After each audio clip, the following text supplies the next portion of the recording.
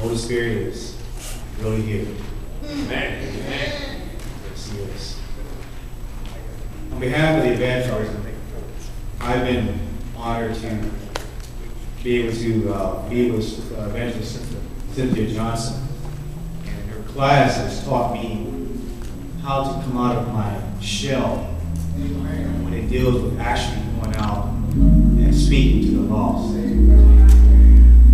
Evangelism, what I personally believe is pretty much going out and learning how to have a conversation with individuals. Because sometimes we kind of evangelize in different ways.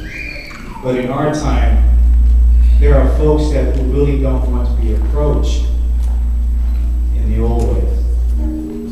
So sometimes we have to adjust our thoughts and our thinking abilities. One experience we had was when we went to Reed Park.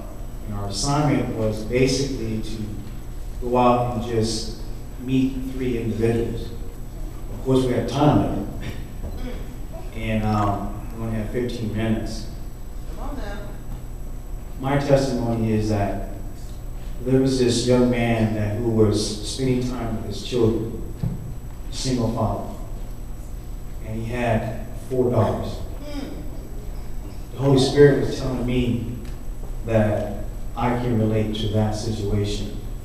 Because me as a single father, and I'm blessed with 3 boys, I was able to have a conversation with him. And when I approached him, he didn't seem to be a very nervous person, because I had a big smile on my face. And I just told him, I said, you know what? I want to applaud you because there are a lot of men here in Tucson that do not spend time with their children. That's right. And I said, this is a beautiful sight. And he told me personally, he said, yes, it is. And I said, have you ever said a prayer for your children at night and in the day? And he kind of looked at me and he was like, yeah, I do. And I asked him, I said, when's the last time you've been in church? At that moment, I thought he wasn't going to respond to me, but he did anyway. And he told me, I haven't been in church in a while. So I asked him why. He specifically told me that he had been discouraged from personal problems. And I personally told him, I said, look, that is like one of the best times where you need to speak to the Lord.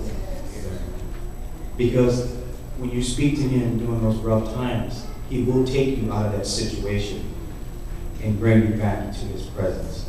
Of course, I was looking at my watch the whole time, so and I wanted to talk to him even further. But the Holy Spirit was telling me, just get a little bit more information from him. So he started telling me about our personal problems. And for some reason, these problems were some of the same problems that I had occurred, that I had been through. And I told him, one thing that I want you to do, never give up.